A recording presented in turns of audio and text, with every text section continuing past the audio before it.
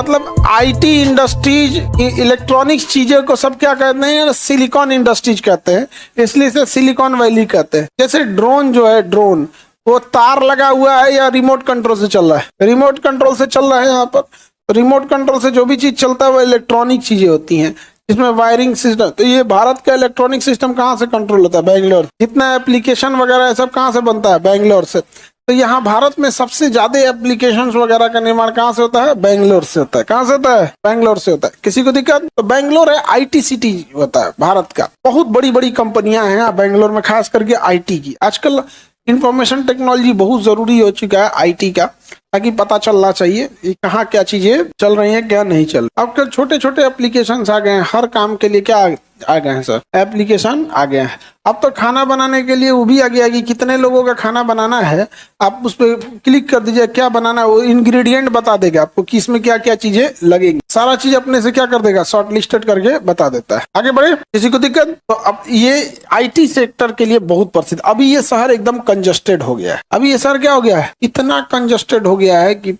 पूरी दुनिया, इंडिया में सबसे बुरा बदनाम है बेंगलोर अपने जाम लगने के लिए। इतना जाम लगता है। हालत ये हो गया कि वहाँ के मुख्यमंत्री सिद्धारमैया जी ने अजीम प्रेम जी को एक लेटर लिखा कि आपकी कंपनी विप्रो जो है उसको हम लोगों ने 30 साल पहले, यानी गवर्नमेंट ने 30 साल पहले कुछ जमीनें लीज दी थी जिसपे आपकी फैक्ट्री है, आपकी ऑफिसेज हैं, उसके बीच से एक हम सड़क निकाल दें। तो उन्होंने कहा कि देखिए हम आपका सम्मान करते हैं, लेकिन इससे भी बड़े इलाज हो सकते हैं, ये टेम्पोररी सोल्यूशन है। तो बीच से सड़क हो जाएगा। कैसा लगे सरकार को क्लासवा के बीच से वो गली निकाल दे?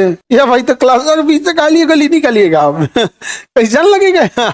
बीचवा में चल रहा हो, ई रिक्शा जाम में ले आके फंसा देगा। चल रहा हो आजकल ई रिक्शा वगैरह खूब जाम में फंस जाते हैं सब, ट्रैफिक वगैरह में। तो ये हो गया आपका बैंगलोर। बैंगलोर एयरपोर्ट भी है, कैंपागोड़ा एयरपोर्ट बैंगलोर। अभी पिछले साल फॉग का समय था, पिछली ठंडी में बैंगलोर में एक तो जहाज उतरा, फॉग में उसको दिखाई नहीं दिया। तो रनवे होता है तो रनवे पे ना उतारना है जी, उसको उतारना चाहिए रनवे पे, उसको दिखा नहीं ना। उसका एगो चक्का रनवे में था, एगो चक्का खेत में था, और उतार दिया। और उसके बाद उसके पायलट को बुझाया ना तो फिर लेके उड़ गया। तब तक उसका एक इंजन फेल कर गया, क्योंकि जो खेत में उतरा था वो चक्का तो धंस जाता है, तो धंसेगा तो इंजन लटका होता है, दो ड्रम जैसा दूगो लटका रहा, तो वही इंजन है उसका। एक इंजन फेल हो गया, उड़ा ले गया एक के इंजन के, फिर वापस घुमा के लाया, फिर उतार। आजकल हवाई यात्रा को पता नहीं क्या हो गया, बहुत डिस्टरबेंस हो गया। और अब तो कोहरा का दिन आ गया और खतरनाक। जैसे जो बड़े एयरपोर्ट होते हैं वहाँ ILS सिस्टम लगा होता है, और ILS सिस्टम में भी कैट 3 ILS सिस्टम कितना भी कोहरा रहेगा तो उतार ले आता है। और पटना एयरपोर्ट इतना छोटा है